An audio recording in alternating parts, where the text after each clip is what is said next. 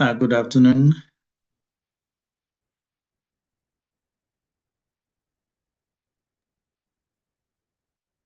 Afternoon, Hello. Gabriel. Hi, Gabriel. Good afternoon. How are you, Good everyone? afternoon. Should we start admitting people? Yes, Hi, Gabriel. let's Hi, start. everyone. Hi, Hello. Francesca. Hi, Hi, Francesca. Gabriel. I hope you're well. How are you, Good everyone? afternoon. Great, I am. Okay, Yes, shall we we may start start admitting? meeting people in. Yes. Hi, Gabriel. Hi, everyone.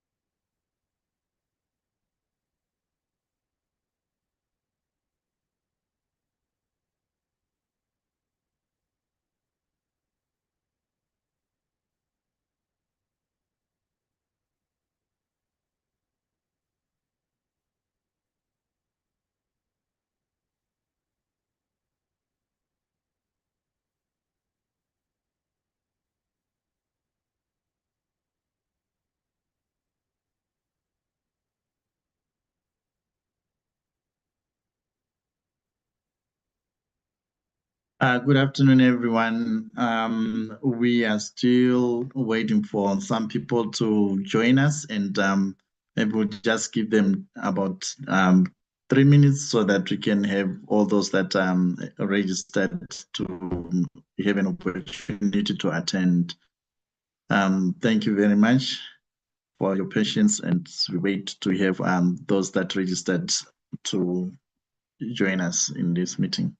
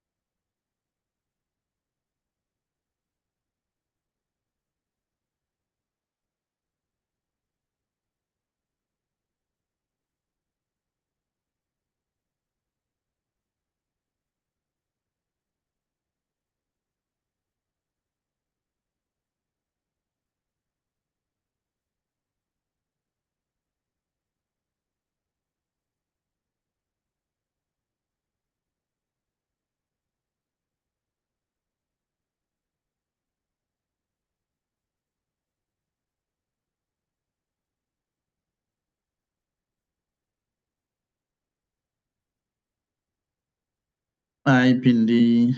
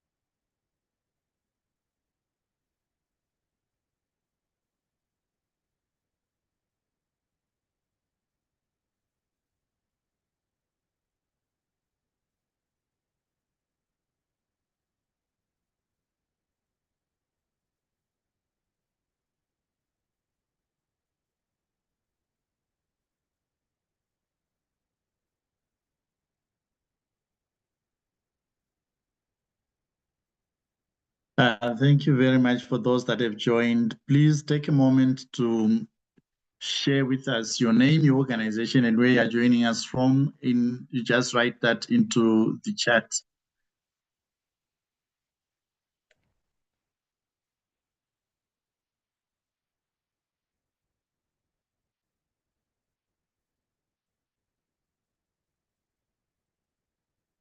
As you join, please indicate your name, your organization, and where you are joining us from on the chat box.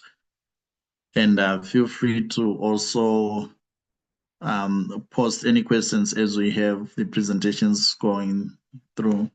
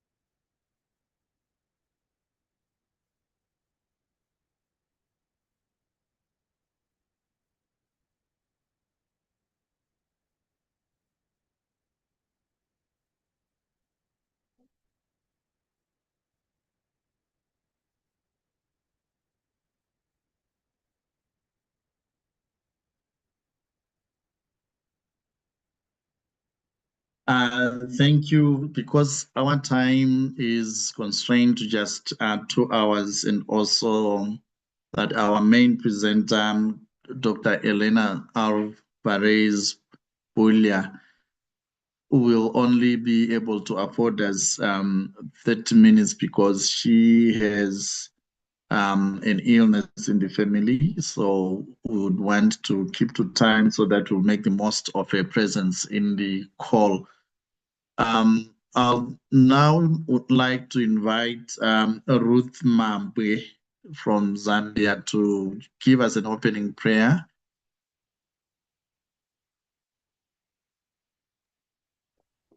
Good afternoon. Am I audible? Good afternoon. Am I audible? Yes, we can hear you, but you can come closer to your mic. Okay, is this better?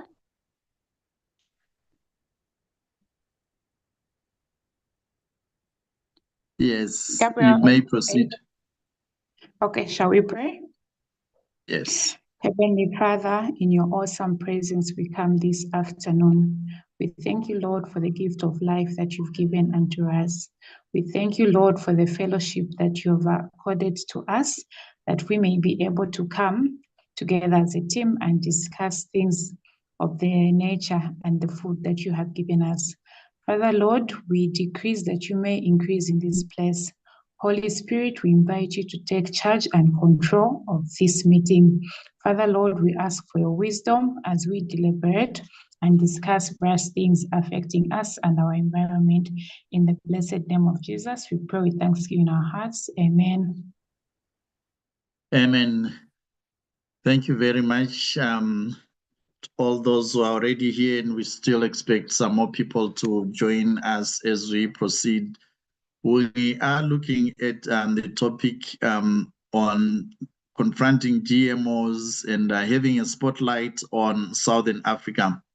Maybe just quickly to say the reason why we would want to focus on Southern Africa as well as maybe some parts of East Africa is because from our previous meeting, we got that from Mexico, the concern is that the food that we eat or the maize meal that we eat, which comes from the GMOs, has some effect in terms of our correlation on the issues surrounding glyphosate as well as the GM technology which is contained in the maize.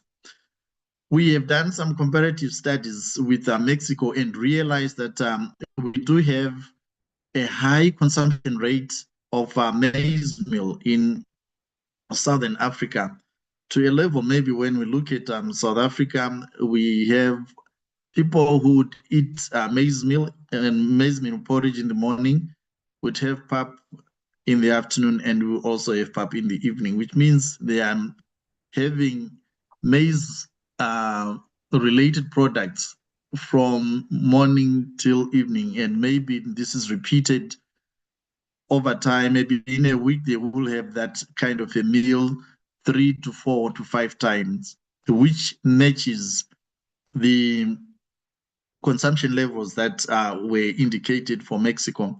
So what we are going to be doing today is we are going to have an outline of our presenters, starting with Francesca, who is the Executive Director of the Southern African Faith Communities Environment Institute. And she is going to give us a presentation of welcome and why we, as SAFC, as well as ZAMP from Zambia, we are looking at this issue and why is it important for us to have a look at that. So after she has presented, I'll just give you maybe some updates in terms of why GMOs are a concern for Southern and East Africa. And then we'll move on to the insights and risks and concerns of our GMOs. And Heidi Swanby is going to give us that presentation. And then we are going to have a presentation by Dr. Maria Elena Alvarez, which will go on from after Heidi's presentation, and then she will come in to answer the questions together with Heidi. So right now, I'd like to invite Francesca to give us the opening remarks and an overview of why SAFC and SAB are concerned about the issue of our GMOs in Southern Africa. Over to you, Francesca.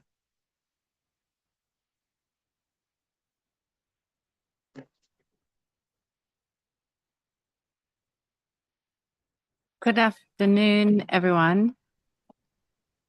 I hope you can hear me.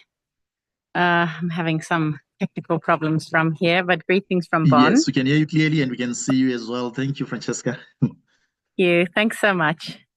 And thanks for the opportunity. Good afternoon, everyone. I hope you're all very well. Greetings from the Climate Change Conference, the mid-year intersessional that's here in Bonn in Germany. And I've come to talk about and learn about issues of agroecology and climate, as well as energy and climate, some of the critical issues that we're facing in Southern Africa and the continent. And we've learned a lot while we've been here. There's been excellent exchanges, and including with the organization that we're a member of, AFSA, as well as many others. So it's really been a rich exchange and learning here at Bonn. Unfortunately, I don't have absolutely brilliant news to report about the climate talks. I think it's difficult. Finance remains a big sticking point, but obviously people are very hard at work here to try and secure the kind of resources and support that we need in South Africa and Southern Africa and the region to address climate change. But we've gathered here today to talk about GMOs and the incredible work that has been done with an almost a forensic amount of detail in Mexico and how that actually changed the Constitution of Mexico. It's a very inspiring story. I think lots of lessons for our region and for what we can do to address really food laws and policies that are coming in for seeds and for agriculture in Africa that really don't suit our needs or build resilience and support communities in their knowledge systems and in the ways that really do work in Africa. So I think it's going to be a very interesting webinar. I'm sorry I'm not going to be able to stay for the whole webinar due to other commitments here, but I'm really glad that I got this moment to come and greet you all, and also to thank my team for all the hard work to bring this webinar together so soon after the webinar that we had for Africa and Mexico. And really today, the idea is for us to go deeper into the issues and the challenges that we're facing in Southern Africa. And I want to say that also BioWatch in South Africa did a landmark court case in the early thousands. I think it was 2009 was the ruling when they challenged Monsanto. They were challenging GMOs and their use in South Africa. Ultimately, BioWatch didn't win the court case in the sense that, you know, we still have GMOs in South Africa, but the issues of being able to access important information, and when you do a court case as an NGO in terms of public interest, what happened after they took that brave step, and they were actually awarded costs, unfortunately, by the court against Monsanto, which is, you know, crazy that that could happen. That wouldn't happen now, because when you go to court in public interest, there's now recognition that when you do that in the public interest, you shouldn't be then expected to pay costs. So I think that was really a landmark for South Africa and our legal process. And many of us, including SAFSI, have benefited from BioWatch's work and commitment. And I know from having worked on the other side, trying to support them through grant making, that it was a very tough time for BioWatch as an organization. And often very small organizations like many of you on the call here, or individuals, are standing up against these big industries and big companies who are really seeking profit. They're not seeking to center on the small scale farmer. They're not seeking to center on cultural knowledge and indigenous practices that have served us for millennia. That's the coded wisdom of Africa. And let's make no mistake that if we want to talk about climate resilience, the coded wisdom in our plants, in our traditional plants, in our seeds, that is what's going to take us through the crisis of climate change. Those seeds, that genetic material has seen thousands upon thousands of years of climate differences. So high floods, low floods. And now as we see the weather patterns really start to change much more, and we realize that's happening now, we're already at the tipping point of 1.5 degrees. We are experiencing the impacts of climate change. We've had 90 people die in Eastern Cape in South Africa just last weekend from a big flood.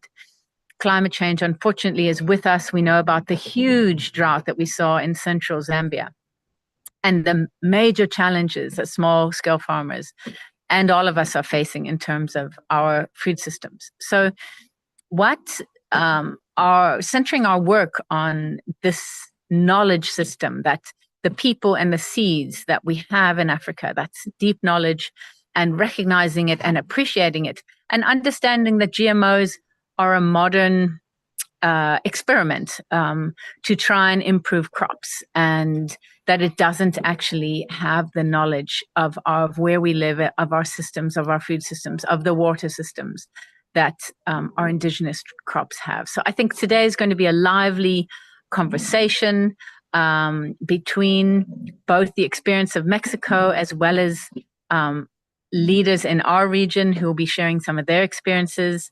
I know Gabriel had some difficulty with some of the speakers traveling outside of cellular reception. So I believe that we may have some changes to the schedule, which I'm sure he will share.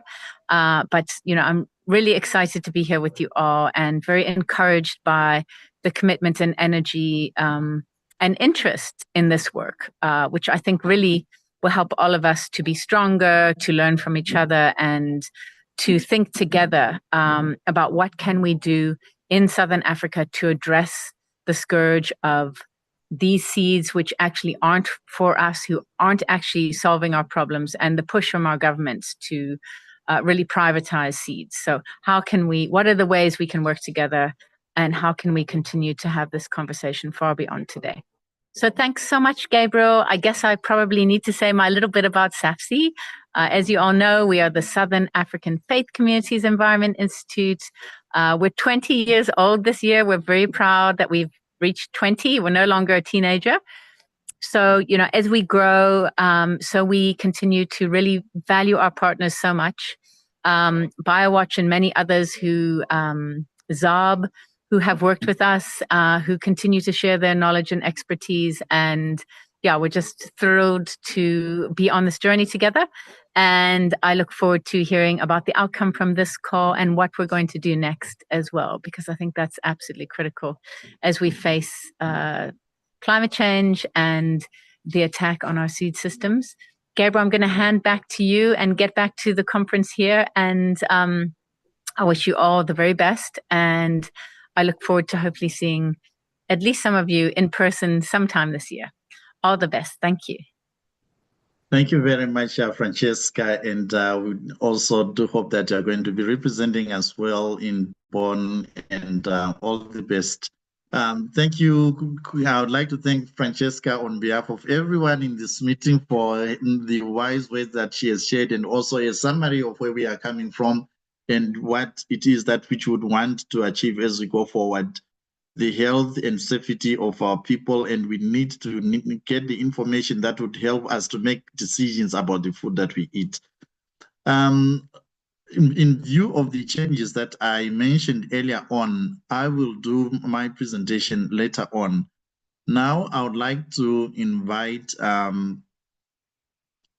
Mishka to quickly share the presentation from Dr. Alvarez Builia with us, so that when she joins us, as she joins us, we will then be able to have some time to dedicate to questions redirected to her on the issues that came from Mexico. So can we have a presentation on, and then we'll discuss that as soon as possible. And I would just like to say welcome to Timothy, who is with us today, who will help us to go through. Let us proceed. Thank you.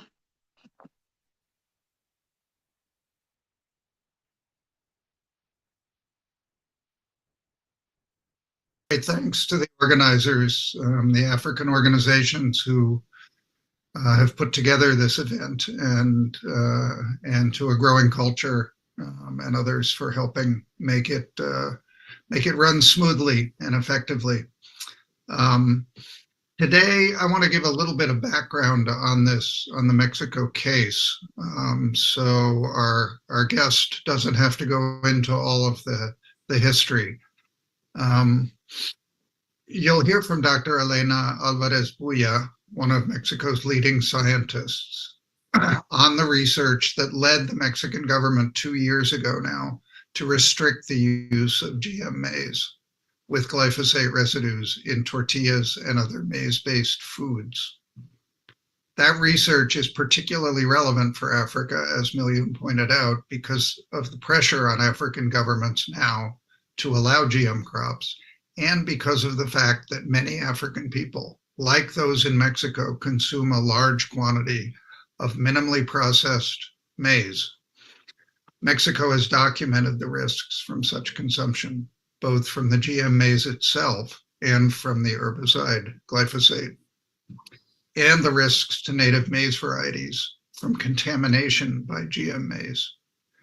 Those precautionary policies, as you may know, were challenged in 2023 by the US government under the US-Mexico-Canada trade agreement as an unfair trade practice, quote unquote, not based on science, according to the US government. In October 2024, the National Science Agency that Dr. Alvarez Builla headed up published a summary of Mexico's research, much of which had been presented in the course of the trade dispute itself. The scientific dossier on genetically modified corn and its effects, that's the document, may well be the most comprehensive review of the scientific evidence on the risks to human health and the environment. That is why US Right to Know in the United States translated the 200-page document with its 1,200 references into English. And I urge you all to look at that document. We'll put a link in the chat. Drawing on the most recent scientific evidence, Mexico showed that the burden of proof should be on the United States to show that its GM maize is safe for Mexicans to eat, and the US failed to provide any such evidence, and that there is ample evidence of risks from both GM maize and its herbicide residues to justify Mexico's precautionary policies. Unfortunately, in December 2024, a panel of trade arbitrators set aside that evidence and ruled in favor of the US that Mexico had not carried out an appropriate risk assessment based on, quote unquote, relevant international scientific principles, in the words of the panel. The Mexican government has since rescinded the parts of its policies that were found to affect trade, but the ruling settled nothing about the scientific merits of Mexico's precautionary policies, nor has it dampened the resolve in Mexico to defend its food sovereignty. In this case, its right to determine whether it wants to keep its most important agricultural product and foods safe from contamination by GM maize. In fact, Mexico's president, Claudia Sheinbaum, signed into law on March 17th a constitutional amendment banning the cultivation of GM maize in the country, a landmark decision by the Mexican government. Dr. Maria Elena Alvarez Buya is a professor of molecular genetics, epigenetics, and development at Mexico's National Autonomous University. Some of her own research documented the presence of transgenic fragments and glyphosate in Mexico's tortillas. Until the end of September 2024, Dr. Alvarez Buya was the head of Mexico's National Science Agency, CONACYT, the National Council of Humanities, Science, and Technology. During her 6-year term, her agency was charged with documenting the scientific evidence of the risks to human health and the environment of GM maize and glyphosate. Dr. Alvarez Buya will present a summary of that research now for about a half hour, and we will then have some time to ask her questions about the research and its implications for Africa. You can post your questions in the Q&A section of the Zoom. So, Dr. Alvarez Buya, welcome. Thank you. Thank you. Thank you very much. It's really, I'm thrilled to be here with all you from Africa, so far away and so close at the same time. Thank you, Tim, for that introduction. It's very, very helpful. I also thank the Collaborative for Health and Environment and the US Rights to Know organizations for this wonderful meeting and coming together as, well, one more step to join our forces and our fights for our people and food sovereignty. So if I can have the slides, please, I will, as Tim has just said, I will summarize some of the background and the evidence that we have put together and that we have used to defend our food sovereignty and the diversity of maize in the center of origin and one of the centers of diversity, which is Mexico, as you all probably know.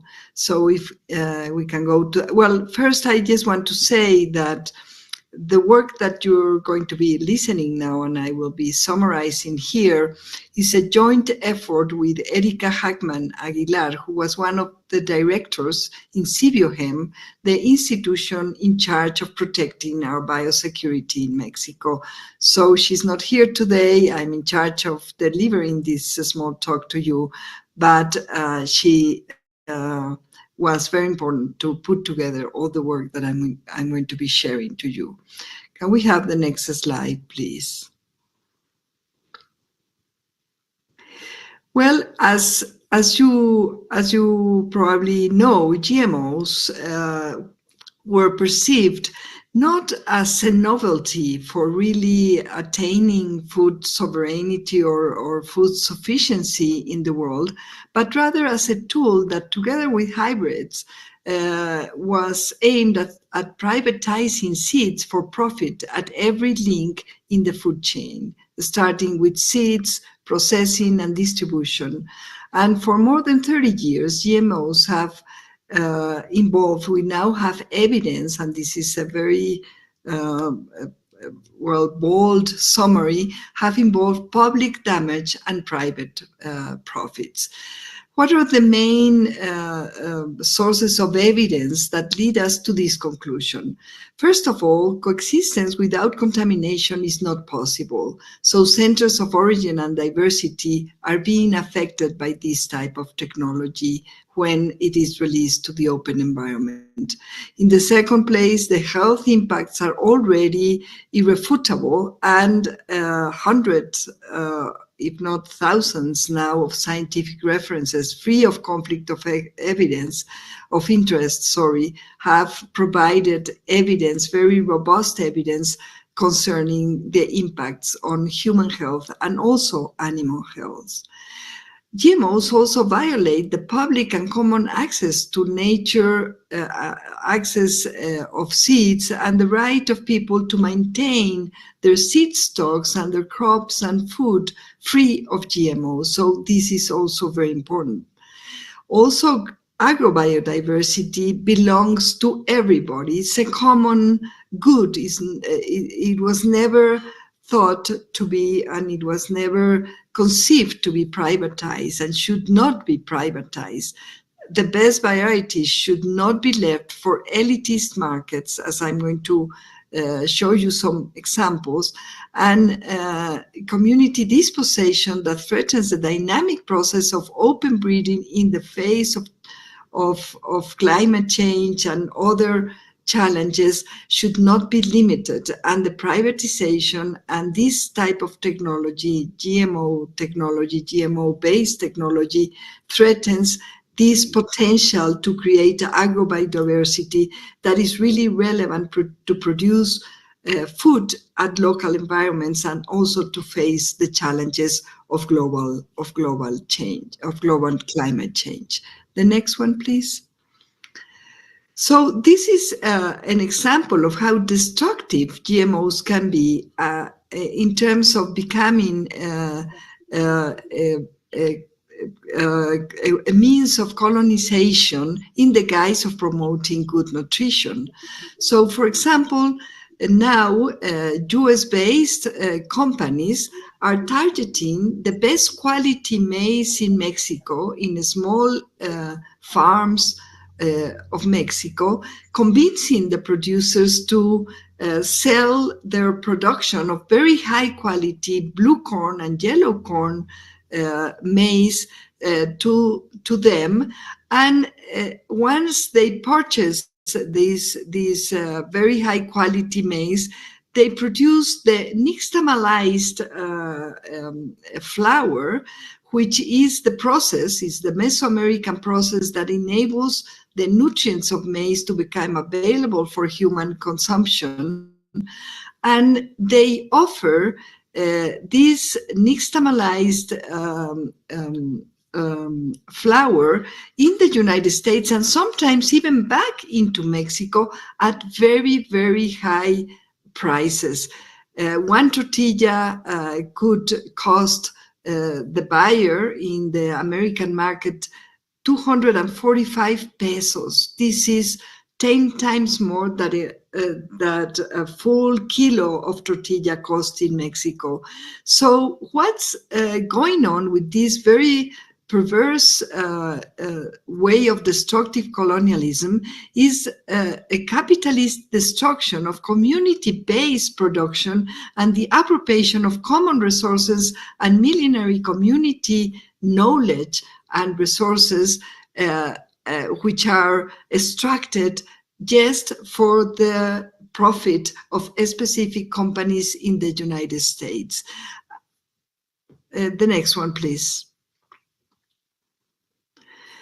So, fortunately, after many years, as Tim has described, of struggles from scientific communities, large organizations of scientists, together with NGOs, with also community-based social organizations, which put together a very strong front, Sin Maíz no hay país, without maize there's no country.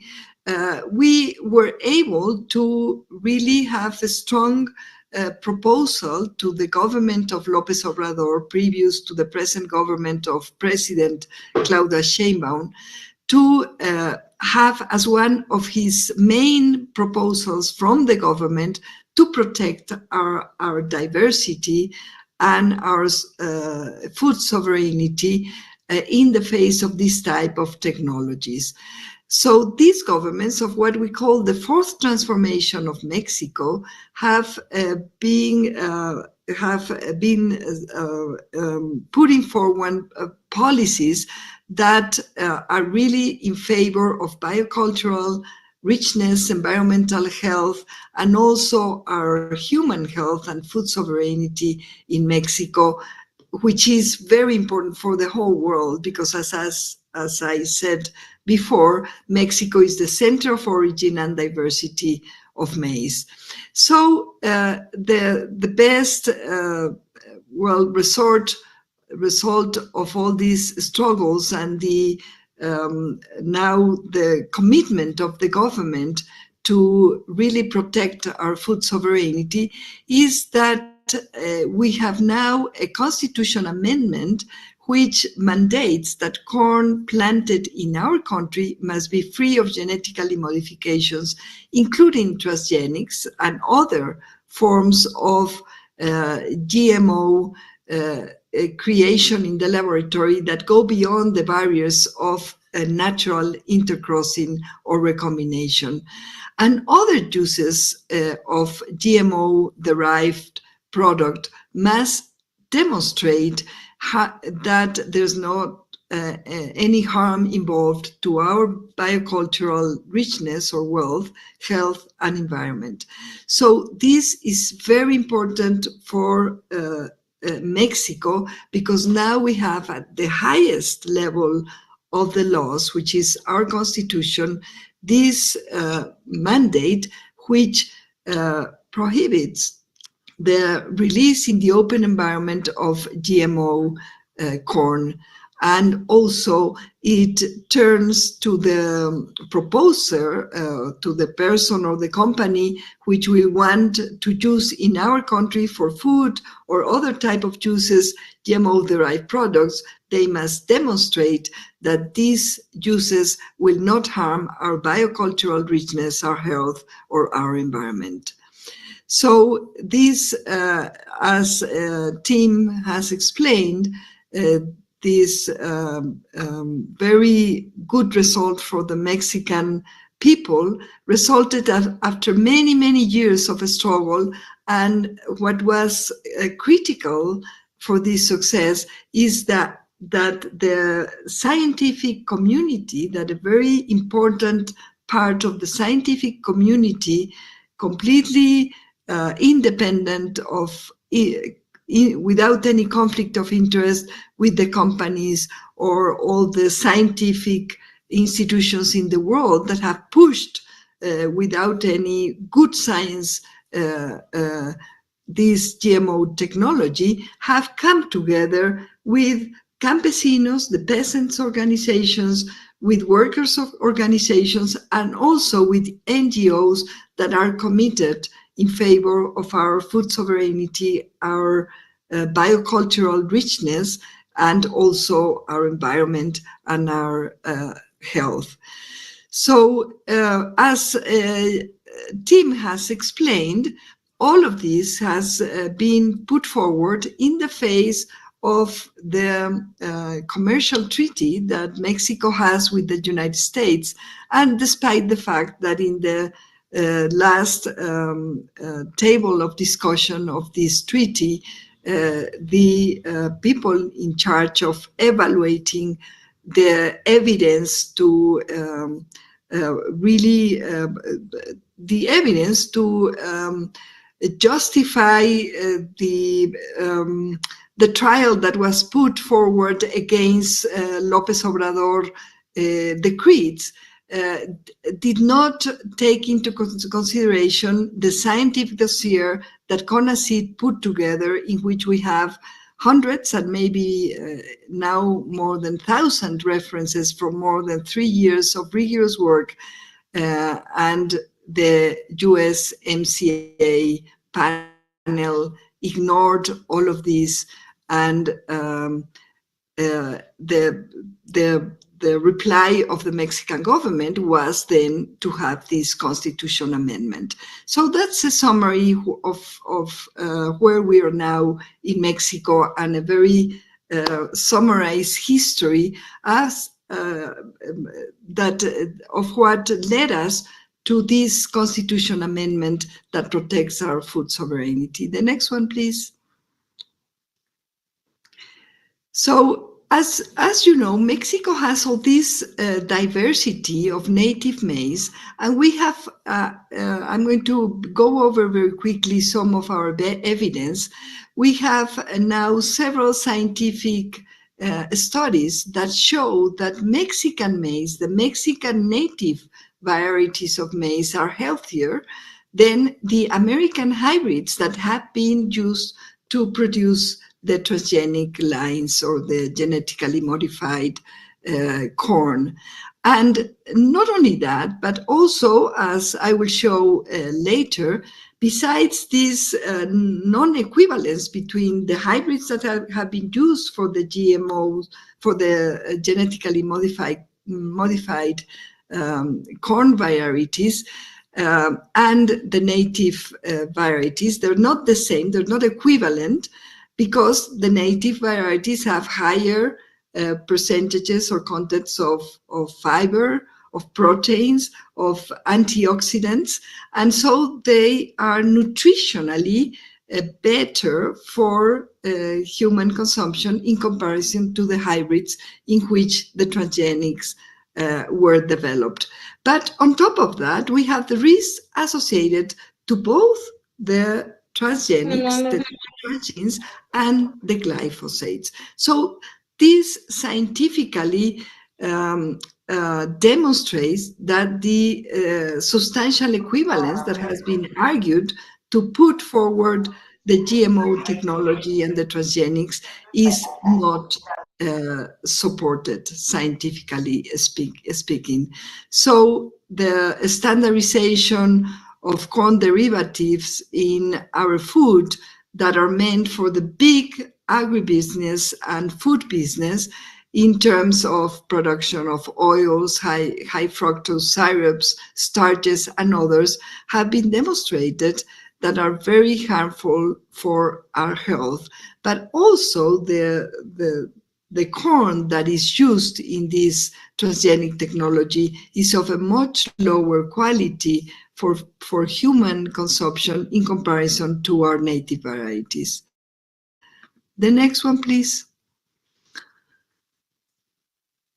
In the second place, another set of arguments that we had in the face of this U.S. treaty, this discussion, is that Mexico produces enough quality corn for human food. I'm not going to go over the details, but in Mexico, every person consumes between 0.3 and 1 kilo of corn, and this consumption is of tortillas and other forms of transforming corn, but it's basically a very direct, it's not industrialized, it's a very direct daily consumption of high quantities of corn. Therefore, we have been very concerned about any health issues, harmful health issues related to transgenic corn consumption. And in Mexico, we have an annual production of over 26 million tons. And this covers the entire national demand for human consumption, including not only this direct consumption of tortillas, but also other human consumption uses in the way of industrial derivatives as the ones that I have described before. So besides being of a lower quality, the American transgenic corn, we don't need it for human consumption. So there's no argument for forcing the Mexican people to eat this low quality and potentially, based on scientific evidence, harmful food for human consumption. The next one, please. Tortillas, unfortunately, in the front of these arguments that I have just summarized for you, tortillas and other products derived from maize have shown, and this has been done in my laboratory at UNAM, presence of transgenes and residues of highly hazardous pesticides such as glyphosate.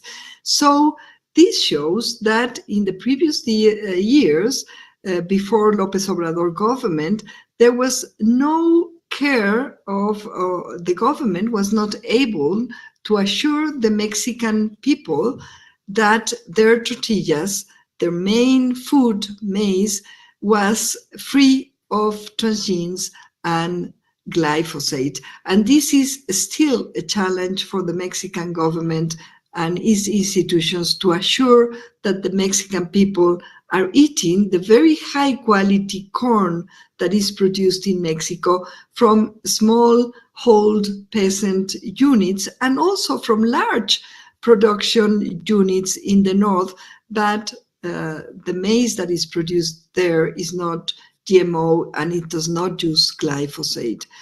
The next one, please. So I'm just going to go over some of the evidence that we have put together in the dossier when I was at the head of CONACYT.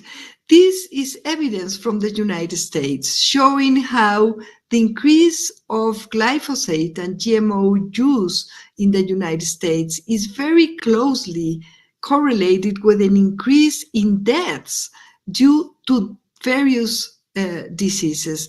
This is a very strong correlation and is not related only for one type of illness. For example, several types of cancers are involved here, but other types of illnesses such as chronic kidney disease, it's also involved in this type of very clear correlation that show how this increase in deaths associated to different types of illnesses that are generally associated to chronic inflammation are closely correlated with the increase in GMO use and glyphosate exposure.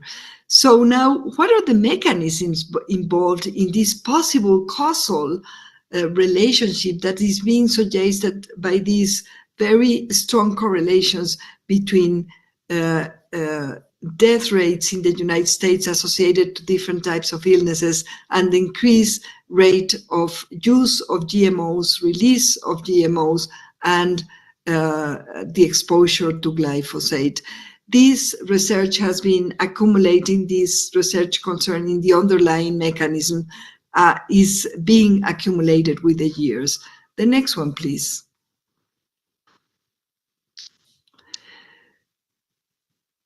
So one of our main arguments is that the US corporations and the US government, even for their population, have not demonstrated that that GMOs are safe to human health and to environment.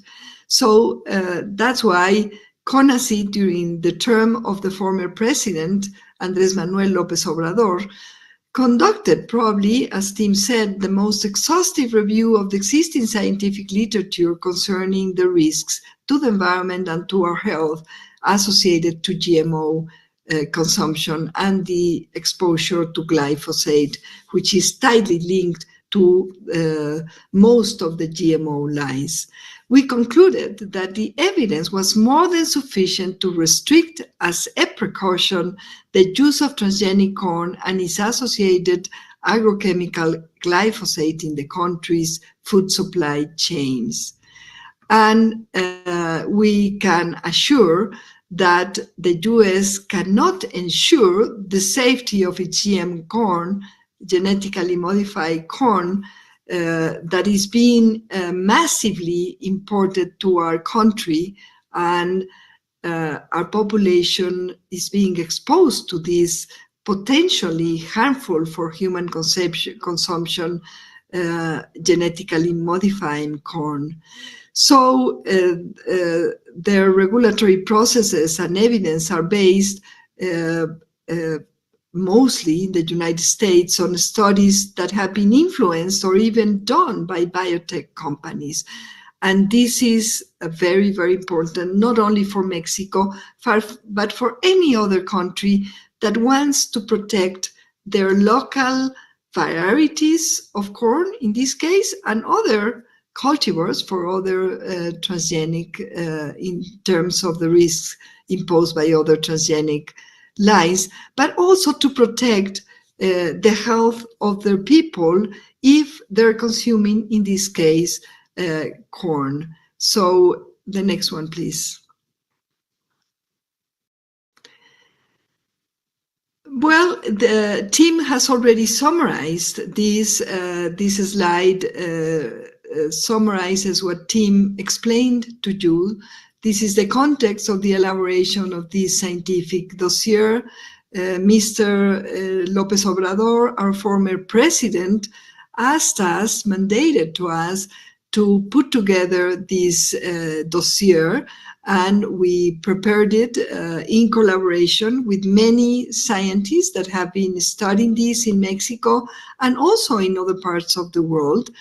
And this dossier has, as I just said, now over 1,000 citations, scientific references that are devoid of this conflict of interest, that are characteristic of the references that are generally used by the companies and by the governments that, in conjunction, want to push for economic reasons and profit in the best interest and profit of these corporations, this type of technology as a safe technology for the world. So there's more than enough evidence to restrict as a precautionary measure, but it's going now from a precautionary measure to a protective measure in the front of very, very robust scientific evidence, the use of transgenic corn and its main associated herbicide, which is glyphosate, in our country food supply chains. Well, we are going to present some of the most outstanding cases, but I'm going to go over very quickly some of these examples.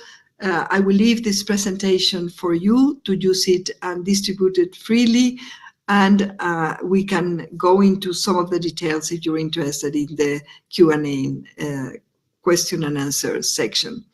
So the next one, please. This type of evidence shows inherent effects of transgenesis techniques in the physiology and metabolomics and proteomics of organisms. Main transgenes techniques have involved imprecision in the first place. It's the insertion of transgenes at random loci and multiple unexpected insertions, as well as rearrangements that can even lead to deletions, will lead to unwanted expressions of genes that will have consequences that are not even measured or more or less controlled by the companies that are producing these genetically modified organisms.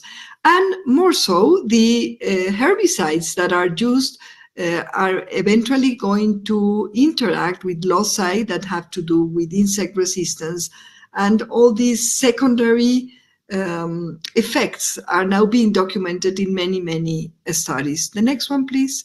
So there's a list there of the alterations that are not controlled, that are not measured, and that will have consequences both in the efficiency of the technology, in the sustainability of the technology, but more worrying probably in the environment and in our health.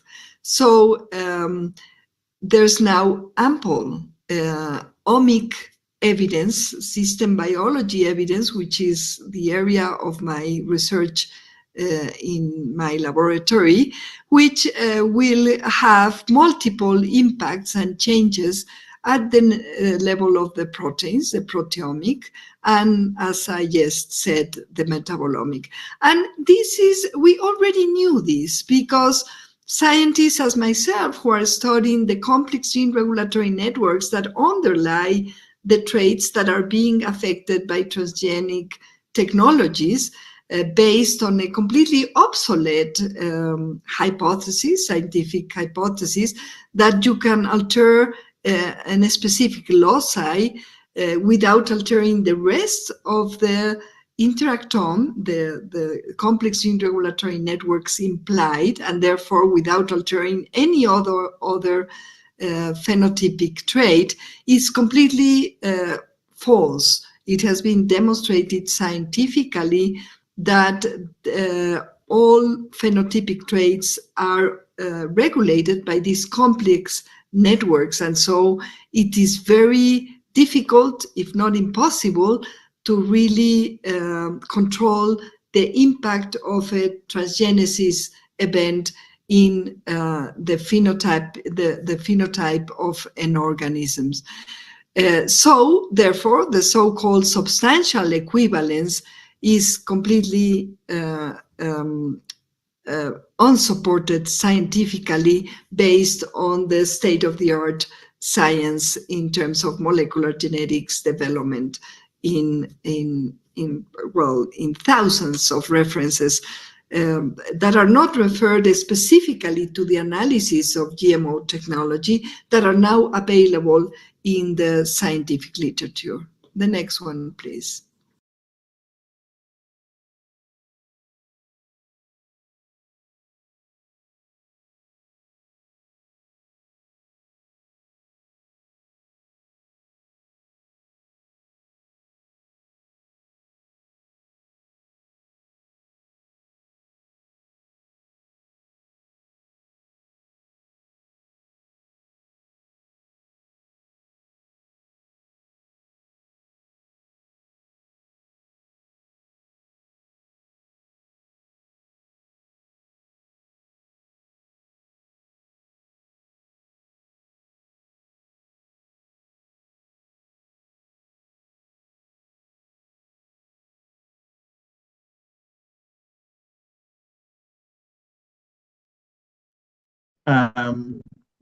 Thank you so much to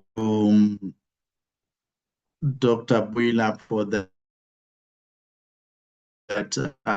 presentation. We have an opportunity to ask questions. Those that may want to ask questions directly, you may show by raising your hands, and also to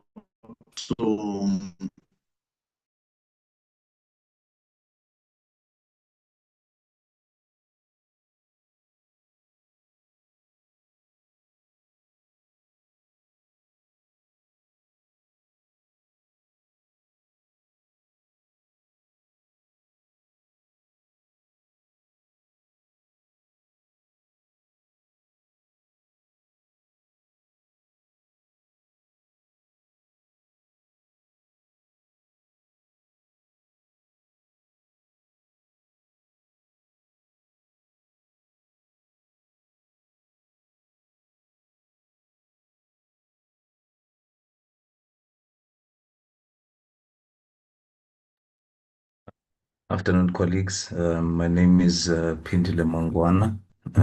Seems we have technical difficulties with Gabriel. Perhaps he has a terrible or poor network connection.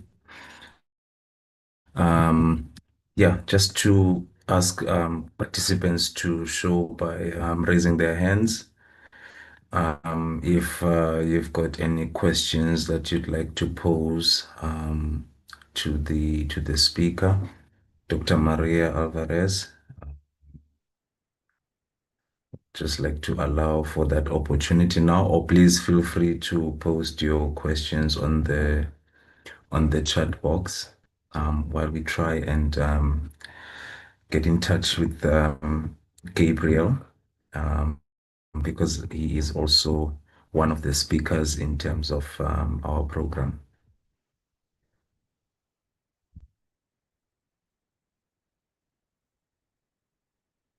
I do not see any questions on the chat box. Perhaps the colleagues at SAFC can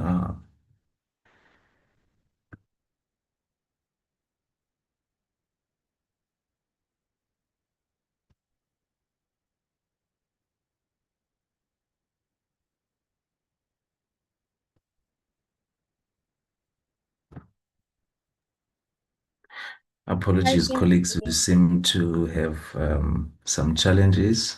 Someone was trying to say something. Please come Yes, through. hi everyone. This is Mishka from also SAFC. I'm the campaigns officer.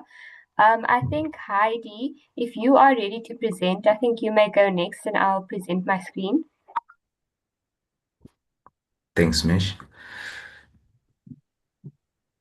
Hi, Mishka. Heidi. Okay. Hi there. Hi, everyone. I'm ready to present. I did mail my. Oh, you've got it. Yes, Okay. I've got it. Great. Thank you so much. Okay, lovely. Thanks so much. So shall I begin? Yes, please do start. Thank you so much. If there are any questions in the meanwhile, please do post them in the chat while Heidi is presenting. Thank you so much. Okay, so hi, everybody. And thanks so much to SAFC for this opportunity and invitation. And thanks very much, Maria, for that very eye-opening presentation. And I'm so looking forward to digging into all of that research. So I'm just going to speak a little bit about GMO maize consumption in the SADC region. Next slide, please. Or do I have to do this? Oh, okay. So firstly, to begin with the point that Maria's also made about Mexico is that the majority of commodity GM maize in the world is used in feed, starch, and biofuel industries. So it's really not consumed in the same way as it is in Africa. Or it's not really consumed much at all by humans. But here in SADC, it's the most widely grown staple, often white for human consumption and yellow for feed. And I think many of us know that maize is the centerpiece for development programs. So the farmer input subsidy programs will share commercial hybrid maize and privatize seed and the inputs that go along with it. And most of the seed companies in the region or in Africa, their major portfolio is in maize. And then I don't know if many of you were around in the early days of the Cartagena Protocol, when Zambia historically rejected GM maize food aid. There was a huge upset around the world, and people said that the president would be responsible for starving his people. And what happened instead was that he looked for local cassava and millet. So somehow maize has become the major staple in many African countries, but we do have other staples that are sometimes neglected because of this this massive attention on maize. Next slide, please.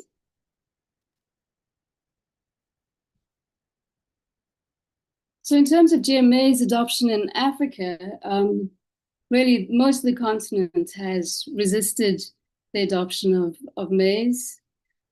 And that's, I think, maybe also goes back to the early days when GMOs were rejected by African governments as something that had potential health issues and a technology that didn't fit into African production systems. Also worrying about the fact that we have so much biodiversity and so little resources. If there was a problem, how would African countries deal with the potential risks? 25 years later, most of Africa still has not commercialized a GMA's crop. South Africa is fairly alone on the continent. We've been growing GMAs since 1997. And the maize that we grow is insect resistant, herbicide tolerant, and mostly stacked between the two. And in terms of herbicide tolerance, we've already had quite a lot of weed resistance to glyphosate. So we're seeing herbicide tolerance stacked with glufosinate ammonium, glyphosate. I think there's 2,4-D in the pipeline, and maybe dicamba. So when we're looking at a cocktail of toxins now that might be used on South African maize. So if the glyphosate doesn't work, then the farmer can try glufosinate ammonium, and we're seeing a massive pesticide treadmill that farmers are getting onto. As the biology, we can't keep pace with the biology of the weeds. Then the other country that has adopted GMAs is Nigeria. In 2024, they approved the drought-tolerant maize from Taylor, also known as WEMA, water-efficient maize for Africa, which used to be a Monsanto program. I don't know if it's actually on the market yet. Then in Egypt in 2008, they also approved a BT maize. And then there were all sorts of problems around their biosafety framework. And they never actually released it. But at that time, there were also 3 studies on their BT maize published by the Suez Canal and Alexandria universities. And it's some of the very rare public research I've ever seen on GMOs in Africa. And those 3 studies were very damning and go into the idea of substantial equivalence that we heard about so much. That BT maize was definitely not to be found substantially equivalent.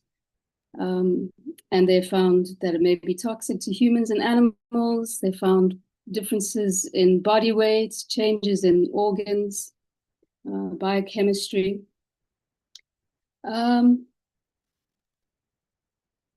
So then we've also just heard that Kenya has just reinstated their GMO ban. There was a ban on GMO imports for 10 years, and then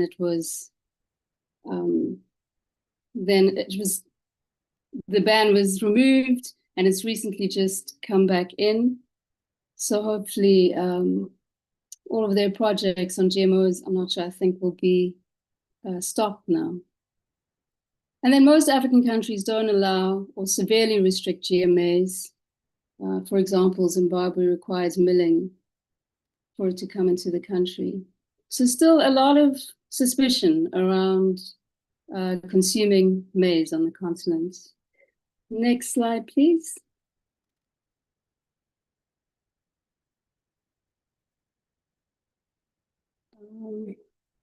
Yeah, that's the one.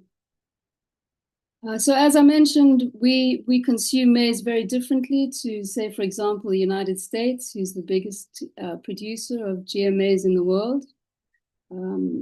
Gabriel mentioned already that in Africa, people eat it sometimes 3 times a day. And in South Africa, I know from our research that maybe at the end of the month or in hungry seasons, that can be the only thing that people eat for days on end, especially at the end of the month. And of course, we have to think about children who are eating GMAs for days on end with nothing else, with their developing immune systems and nervous systems. But our regulatory systems don't take any of that context into account. And they basically just use substantial equivalence, saying that there's not really any reason to do in-depth risk assessments. We already know that it's safe. And a lot of those regulatory frameworks come from the American kind of view on risk assessments. So there's a huge gap in the scientific literature on actually consuming GMOs and what the long-term effects may be. And I think we already heard some of the potential effects on our bodies in the last presentation. So we can go to the next slide, please. Oh, sorry. And then also to say, as we've also heard, not only is it the GMO itself that's problematic for our health, but of course, as I mentioned, there's the pesticides, ubiquitous use of glyphosate, glufosinate, ammonium, 2,4-D, dicamba, and the idea is that we'll just keep on adding more and more toxins on top if the weeds become resistant. There seems to be no concern from our governments about that idea. Okay, next slide, please. Then South Africa, of course, is the 9th largest producer of GMOs in the world, and we've been producing since '97. We produce maize, cotton, and soya, and there are drought-tolerant wheat trials underway. About 70 to 90% of our maize is genetically modified in any given season, and we produce around 15 to 17 million tons a year. And this year, there's very big concerns about escalating input costs. One of the big impacts of that is that we have massive corporate concentration in the maize seed sector in South Africa.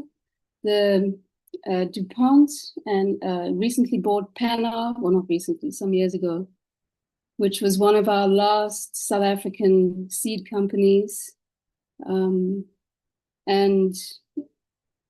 basically, two massive corporations control our maize seed sector in the country. And of course, with this, farmers have shrinking choices about what's on the market. And we also have shrinking diversity. We also have contamination of traditional maize, where smallholders are trying to hang on to their maize varieties. Researchers found contamination in their traditional maize. There's not really any concern about that. And something we always hear in South Africa is that South Africans have been eating GMOs for almost 30 years. There's no evidence of any health impacts. It's completely safe. But of course, the research has never, ever been done. They can't point to one study where they've actually really studied how eating GMOs is impacting the population. Next slide, please. And Heidi, if you can come to the conclusion. So Okay, then can we go to the next slide, please? Let me just see. So to tell you that even though we have all of this maize and GMOs in the country, we're not a food secure nation. 25% of our children are stunted due to malnutrition. More than half of our households are food insecure. We have very high rates of obesity, and there's a very large reliance on mono diets of maize. And of course, smallholders are barred from participating in the market because our industrial maize production is so massive and it works on economies of scale. So that also impacts livelihoods and nutrition. Next slide, please. I'm almost done. Then just to say that, as I said before, Nigeria has just approved this water-efficient maize for Africa, drought-tolerant maize. And this project exists in Ethiopia, Kenya, Mozambique, Nigeria, South Africa, Tanzania, and Uganda. But South Africa, the South African government has rejected approval for this drought-tolerant maize because it doesn't work. Next slide, please.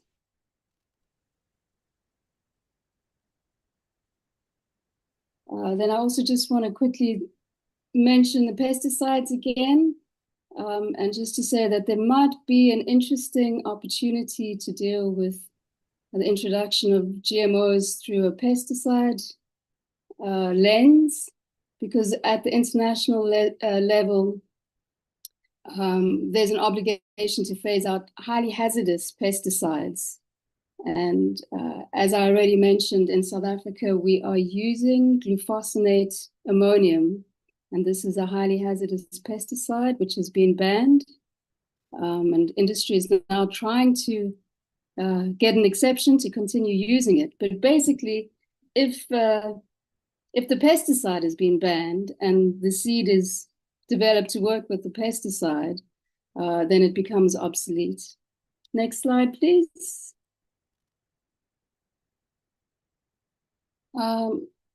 Okay, next slide, please. In conclusion, for Africans, maize is a staple, but there's a gap in scientific knowledge on the effects of long-term consumption. So the precautionary principle must apply. Associated pesticides are another health hazard, and the phase out of highly hazardous pesticides may provide an extra avenue of resistance. South Africa has grown GMA since 1997. However, we have a deeply inequitable food production system that excludes smallholders, massive food and nutritional insecurity, including low dietary diversity. Africa has resisted the adoption of GMAs, although just with one recent adoption by Nigeria. And at the same time, Kenya has just banned GMOs again. So this is still a hot debate on the continent. Nothing has been decided. And then lastly, South African authorities rejected this Wema maize that has been approved in Nigeria, and that might also be a good avenue for resistance to understand why they rejected that. Thanks so much.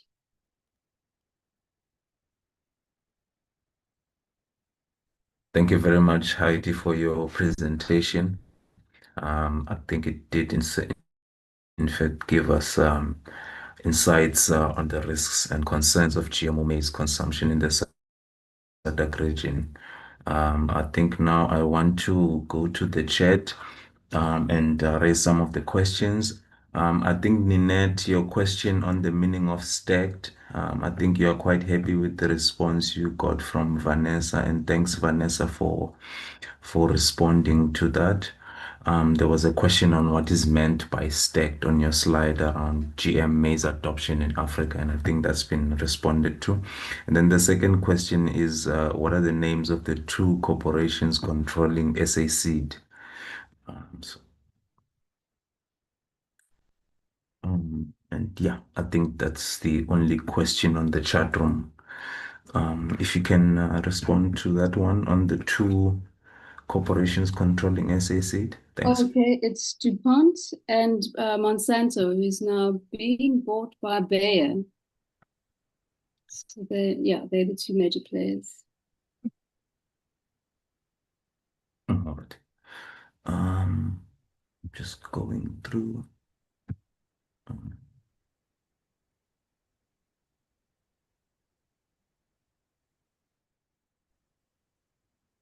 There's a question from Andre Naidu, directed to Dr. Alvarez. The question reads, here in our little town in KZN, South Africa, we have numerous American food chains providing daily food to our communities, which means that these transgenics and glyphosates, GMOs, are in stores. How can we prevent this? Seems impossible to prevent these multinationals from forcing these GMOs down our throats, especially as these chains are owned by our own officials. or our officials are stakeholders in these chains? So that's the question from Andre directed to Dr. Alvarez. Thank you very much.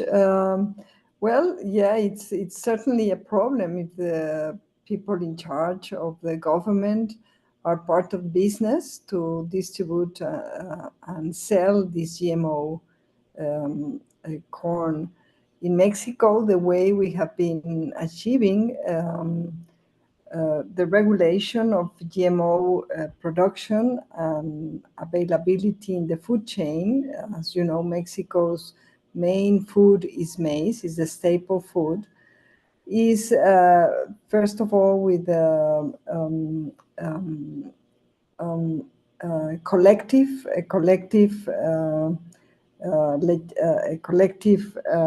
demand against both the government and the GMO companies, which was successful. And this was going on before the presidency of Andrés Manuel López Obrador, which started in December 1st, 2018. So the previous government to the one that it's in charge today. But when President López Obrador was in office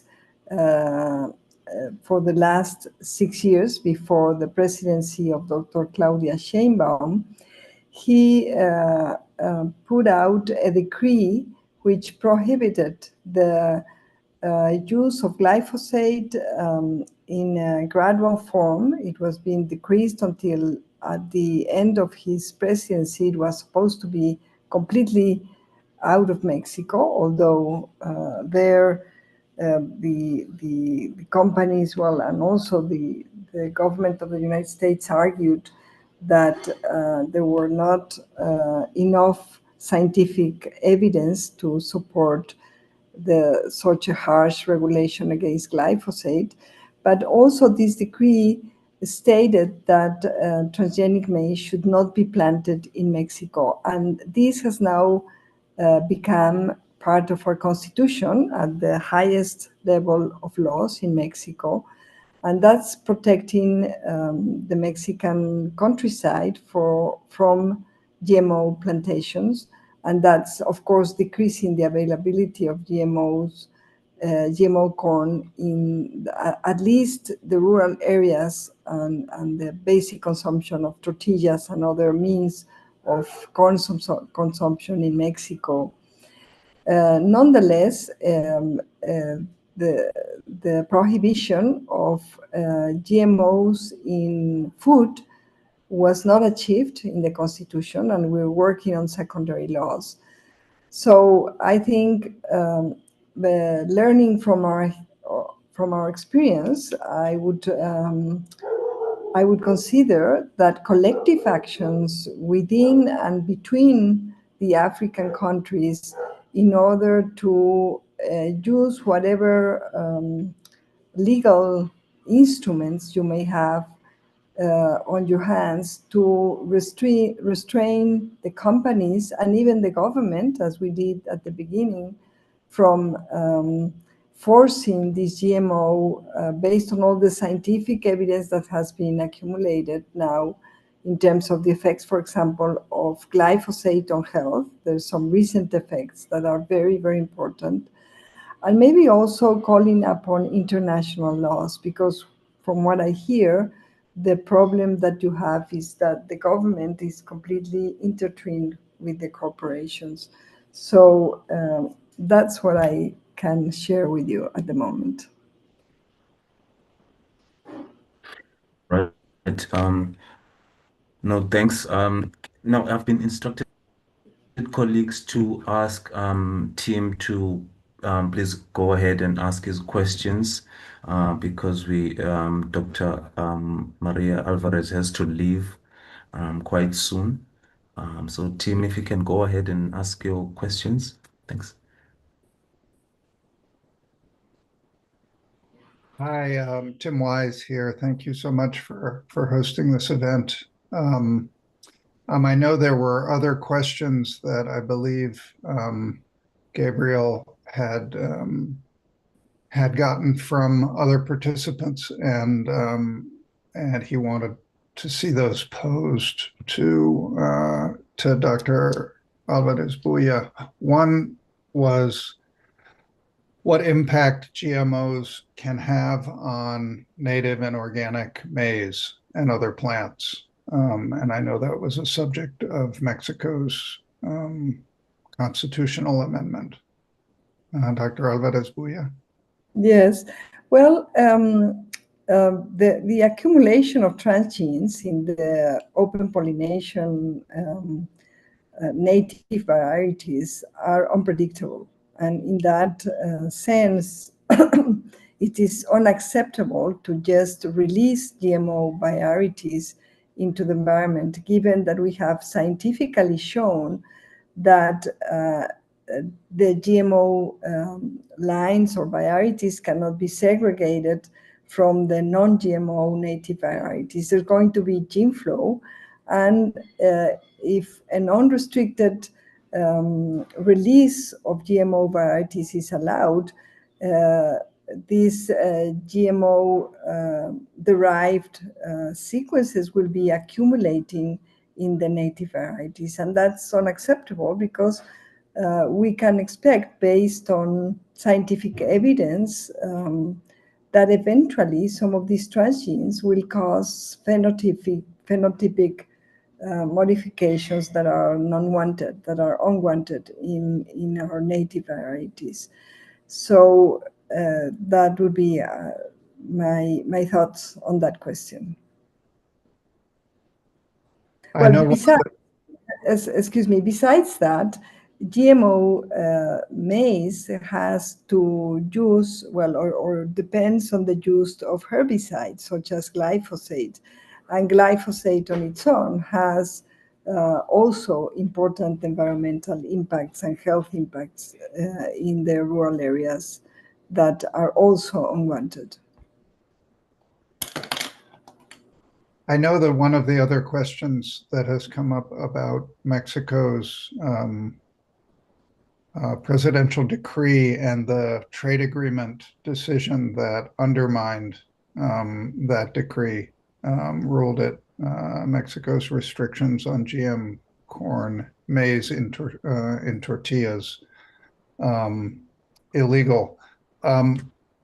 I know you've said, Dr. Alvarez-Buya, that one of the main lessons for other countries is to be careful signing trade agreements with the United States. Could you say something about that? Yes, of course. Trade agreements, and that's our experience, will be always favoring the large corporations that, in turn, are in control of many of the government decisions in the large countries, especially United States, that promotes such trade agreements, which generally imply an unequal agreement with the poorest or poorer countries, in this case Mexico versus the United States. So that's why, since the first trade agreement, all the peasant organizations and people, the people of Mexico in general, and also scientists concerned with this impact of trade agreements on food sovereignty and our health and our environment and our richness of the biocultural richness that we have in Mexico, we fought against the inclusion of our main grains and our staple food in trade agreements. So that has proven to be true, that it was not a good idea for Mexican people, for our food sovereignty, for our food security even, and also for the good of our environment, for our health, to include this type of staple food and basic grains in the trade agreements with the United States. And this continues to be the case. Of course, the United States, being such a large producer, and this production of maize, which is subsidized by the American government, It's in their best interest and that of the companies that produce these very large quantities of maize based on transgenic technologies to sell to countries like Mexico and many of the countries in Africa who are also consumers of this production of staple food of maize, to force in the agreements to their best benefit the inclusion of the basic grains. But this has been completely negative for Mexico and for people, also because this maize that is produced in the United States with transgenic technologies is not equivalent in terms of the capacity of successfully growing in specific environments, but also in terms of the quality of the grain. Mexican varieties have a much higher grain quality in terms of fiber, of nutritionals, of antioxidants, of protein.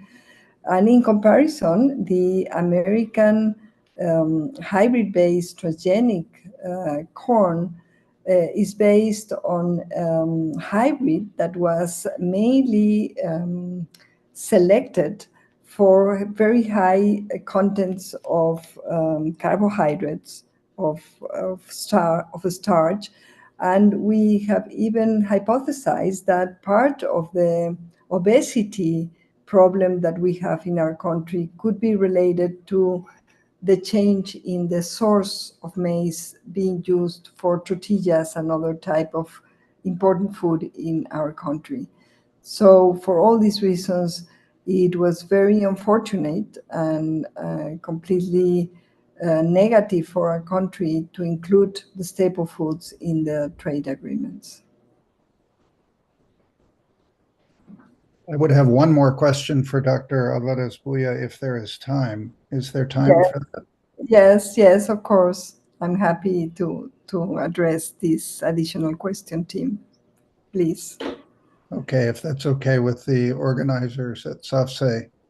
I know that Mexico took its measures, its restrictions as a precaution, and that in fact, the vast majority of maize that is directly consumed in tortillas and other foods is non-GMO because it's produced nationally, and Mexico does not allow the use of genetically modified maize in the country.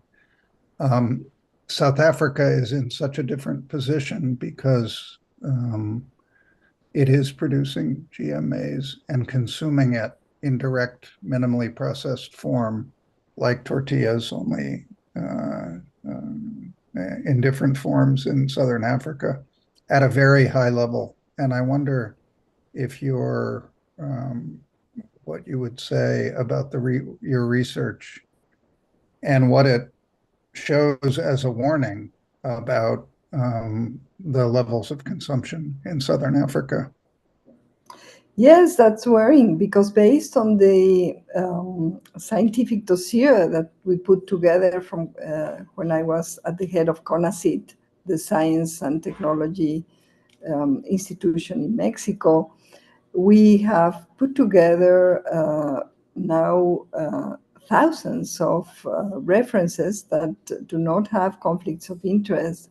And some of those, an important number of those references have shown the potential health impacts of this GMO derived food, especially a lot of evidence have accumulated concerning the health impacts of glyphosate.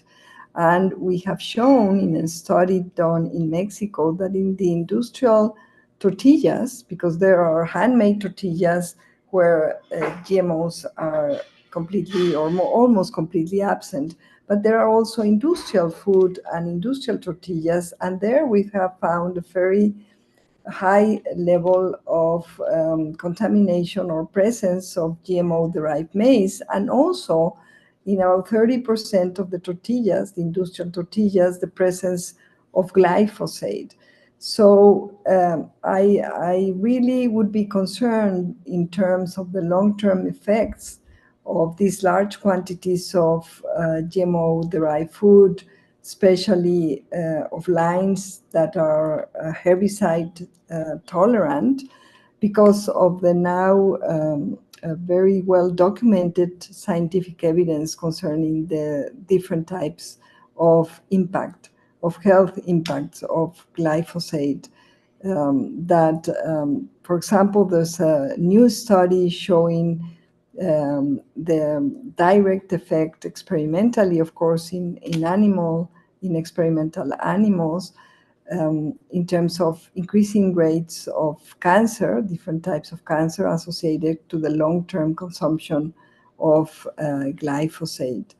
And these follow-ups from other studies that were banned or almost banned and were all pointed to be non-robust scientifically, but additional studies are being now published. Also, there are studies on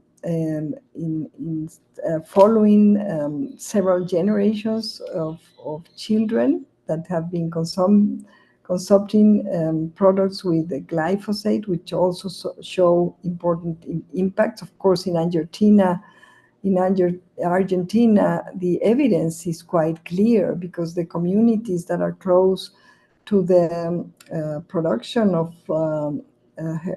glyphosate-tolerant soybeans are showing high rates of problems in the closure of the neural crest, which produced important malformations when the little babies are born, but are also showing higher and higher rates on different types of cancer, also blood cancer and lymphocyte system cancer, also in Argentina.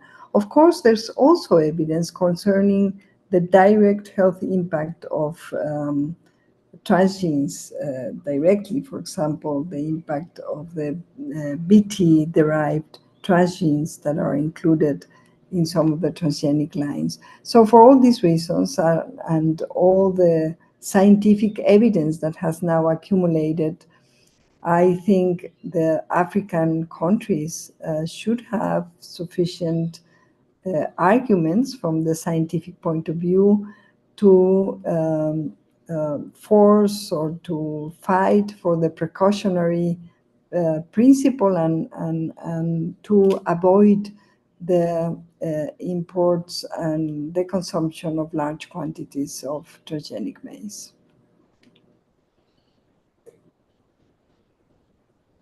No, thank you very much, Dr. Maria Elena Alvarez, for responding to those questions. I see on the chat that Heidi would also like to ask you a few questions. I don't know if your time allows. Yes, go ahead, please. Thank you. I can stay for a few more minutes. Heidi, yes. Okay, thanks so much. Yes, thank you very much for that. So in South Africa, we've been growing GMO maize for almost 30 years now, and almost 100% of our maize is genetically modified. So our staple food has been genetically modified for almost 30 years. And there have been absolutely no studies to look at what the impacts might be. So my question is, one, you seem to be somewhat more concerned about the impacts of glyphosate than the transgenic maize itself. Is that, am I hearing you right? And secondly, I'm wondering if you would expect to see over 30 years, if there are any particular health trends that you think would stand out that we could look for. Like if you think of multi-generations eating GMAs 3 times a day, is there any way of saying, oh, well, you might be seeing more stomach cancers, or the research shows that, I don't know. Yeah, I don't know if I'm making sense, but yeah. Well, yes, indeed, there's more evidence showing the direct health impact of of glyphosate in comparison to studies that directly address the health impacts of the transgenes themselves. Of course, it will be hard to separate because they come together. But there are also studies that suggest that transgenic proteins can have important health impacts. But I must insist that it is going to be difficult to separate the impacts of these two because they come together. But there is more and more evidence because this can be shown experimentally more easily, that glyphosate is carcinogenic and it causes these birth defects. And there's even now ample scientific evidence concerning the mechanisms implied in the teratogenic or carcinogenic effects of glyphosate. So I think very soon there's going to be very little space for arguing against the very negative role of glyphosate on health. But there's also evidence concerning, and I would probably ask Tim if he can send you the scientific dossier that we put together in CONACYT. It's translated thanks to Tim's organization and other organizations' effort is now translated into English. Concerning the other question, in the United States, there are some studies that have shown temporal sequences of data on the probability of death due to different types of illnesses. So that's the first thing I would do. I would, if there's data available and on the death rates associated to different types of illnesses, and see if there's a correlation in the temporal pattern with which these probabilities have changed as the years have accumulated since the first release or consumption of this GMO-derived food. I think that's the first type of evidence I would look for. And in the dossier that we published, you can find what are the type of illnesses that have been shown to increase as more and more exposure and time has accumulated to these transgenic lines and glyphosate. And there are different types of cancer, kidney failure, starting at earlier ages. That's a trend in Mexico also. So, and even other type of illnesses, such as diabetes, that now has been also associated to toxic exposure to the exposure of toxics, has been increasing. And of course, the causal relationships underlying these trends, it's complex, and correlations are never sufficient to pose an explanation or a mechanistic cause to a specific trend. In this what I'm suggesting, a temporal trend in increasing probabilities of death associated to different types of inflammatory-based illnesses that could be increasing based on the increase in consumption of GMOs-derived food. And that's a reality. We will not be able to do long-term experiments with humans, although this, what is happening without the conscious and explicit really agreement with people, by people, of eating this type of food. Because what is the truth is that companies and the governments that promote this food have not shown that this food is safe to eat. that is really innocuous to human health. That's the truth. They have not shown this, and then they have put the charge of the proof on the people. But I consider that you could look at these trends and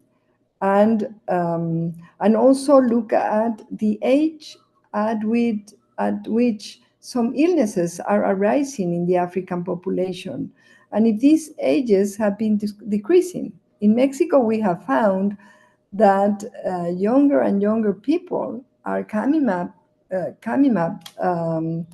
turning up with some diseases such as kidney failure or even some types of cancer. So that's another probability. And also, of course, if there are available funds, and this is more difficult, some markers in the blood of children, and that this has been done in the United States. So, or the blood, or in urine samples. It has been found that people who have higher levels of, for example, glyphosates or their intermediates or derivatives have a higher probability of becoming ill at an earlier age.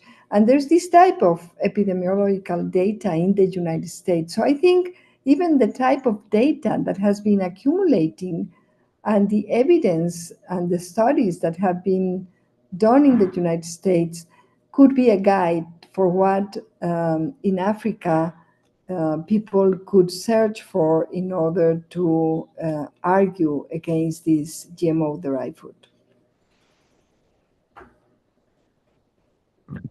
Thank you very much, Doctor, for those responses. We do have a few more questions in the chat, and I'll try and combine some of them. There is another question from Ninette saying that organizations are trying to assist rural communities to become more self-sufficient and practice permaculture, organic and regenerative farming. How can South African how can SA get free natives maize seeds to communities? And linked to that is how to protect native seed from contamination when GM is so widespread here. And then there's another question from Thomas asking that what are some alternatives to GMOs for pest and weed control? And then there's another one on labeling. How does one identify GMO produced maize meal? Is there any identification on GMO labels? Yeah, if you can go ahead. Yes, yes. Assist us with those things. Yes, of course. Thank you for those questions. Concerning the alternatives, in Mexico, we have developed different, several bioinsumes that have been shown to be effective. So becoming self-sufficient in the production of biologically derived herbicides and pesticides, it's a reality and it's an alternative. So in Mexico, we have been promoting these sovereign developments, technological developments, and even local industries. And I think it's an alternative. In Mexico, we also have a multi-cropping system called Milpa, which really does not need a lot of agrotoxics. So that's another alternative, to go to Milpa-like systems, multi-cropping systems, which really need much less use of herbicides or pesticides. In fact, in Mexico, many of the rudderals of the herbs that grow together with the corn and the beans and the pumpkins and all the other species that are grown in the multi-cropping Milpa system are also useful and are used for food, either for humans or for animals that are also produced in the Milpa. So there are for sure alternatives, and the main guide for the alternatives is that government should promote small holding production and production of highly specialized varieties in different environments. And according to the global statistics, those small holding producers are still feeding a very large proportion of the people, especially the poorest people. So even in terms of solving the availability of food, these small holding units of production is the way to go. It's environmentally the best alternative for sustainable agriculture.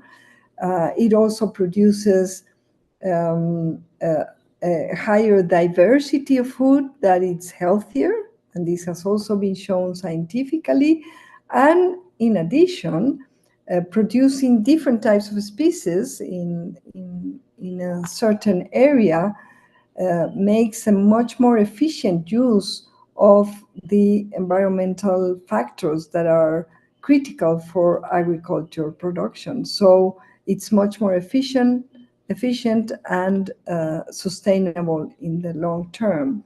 So there are many alternatives, and in CONACYT we have also published several studies and also experiences in all of Mexico that might become interesting for Africa, and I will send all this material to Tim so that well, some of it has not been translated, but we can also try to translate some of this material.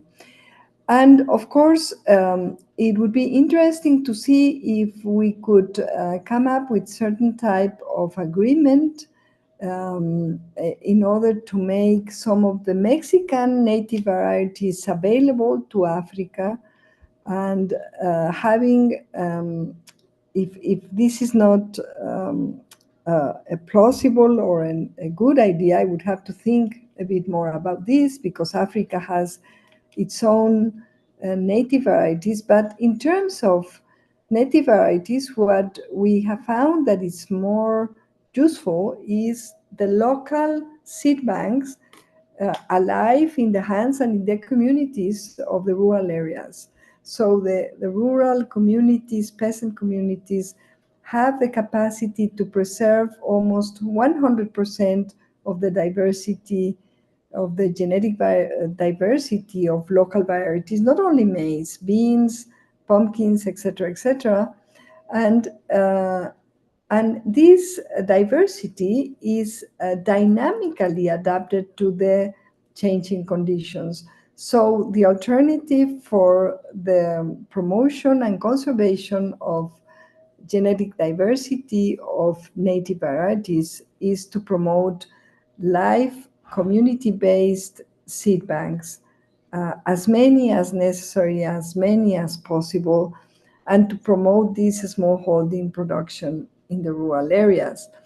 And in the face of GMO contamination, of course, if GMO maize is planted extensively in Africa, avoiding gene flow is really a challenge. I would consider it almost impossible unless small areas are probably, for example, designed as sanctuary of native varieties, and force the governments to regulate in such a way that GMO maize is not planted close to these sanctuaries, so that these sanctuaries can be kept almost free of GMO sequences. If the frequency of gene flow is low, the impact is also low, and we have shown this in Mexican maize populations, because we have kept this GMO flow into the native varieties very, very low.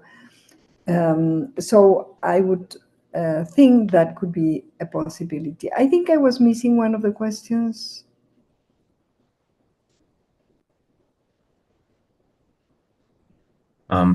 No, I think, Doctor, I think the other one was around labeling. Labeling, yes. Yes. Well, we have not, we have a labeling system now in Mexico of our food in terms of the presence of certain types of, excess of calories, etc. And we're still fighting for labeling GMO-free food.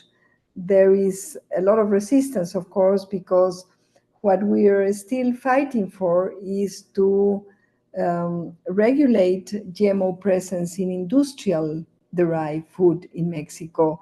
So the cornflakes or corn cookies, industrial cookies, or even tortillas, industrial tortillas, corn derived, are still have GMO presence, are still not GMO free. So it is very important to fight for labeling, because that gives the people the opportunity to decide, and that puts pressure on the industries that transform maize into different types of industrial food in order to avoid GMO-derived corn. So we are still fighting for that, and of course, this labeling is very important. And it is now the methods to identify in industrial derived food if there's presence of transgenes or glyphosate are now standard.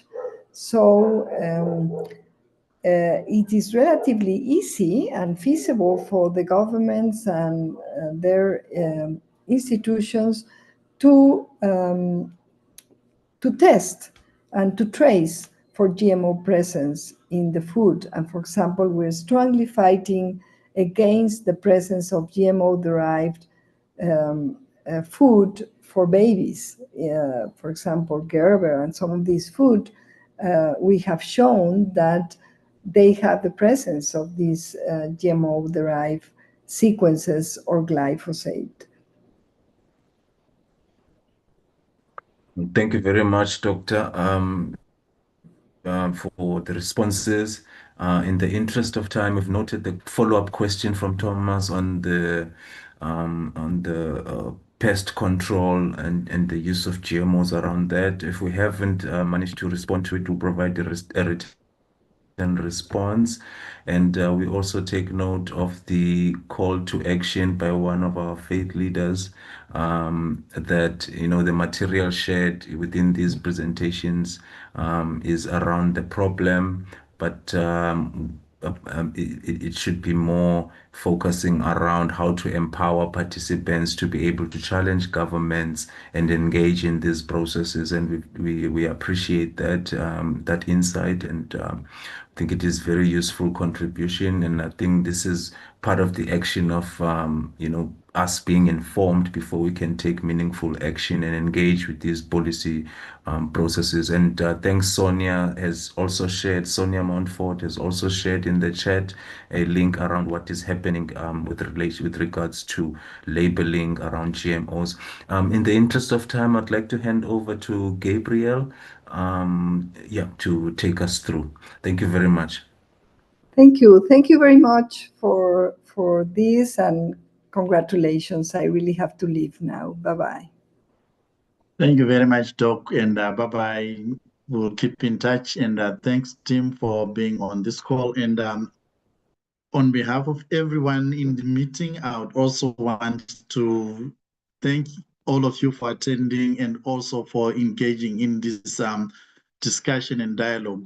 As Pindi mentioned, we would want to take this action further, in that we are calling on other agencies that can come up so that we can team up and do a thorough research and generate data on what the impact of glyphosate and GMOs is in Southern Africa, considering consumption levels are high, and also at some point we even have green mealies that are just boiled and eaten, or they are roasted and eaten. So those are some of the areas where we would also want to pursue in terms of having further knowledge and also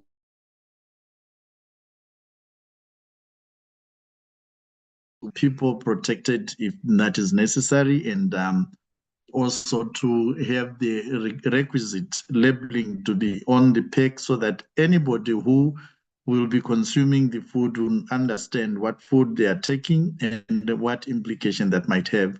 So thanks to everyone. It's unfortunate maybe that we did not get to have all the presentations, but we'll share all the presentations that were done today and conversations that we have had today. So thank you very much.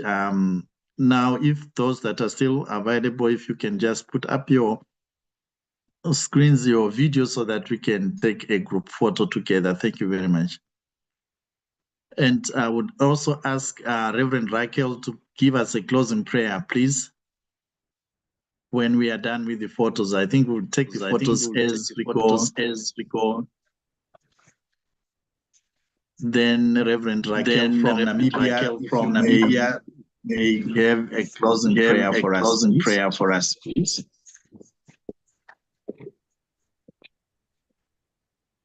Reverend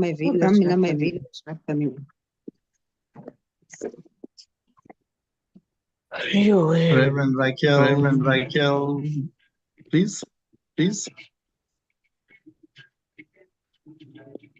Thank you. Let's have more videos so that we can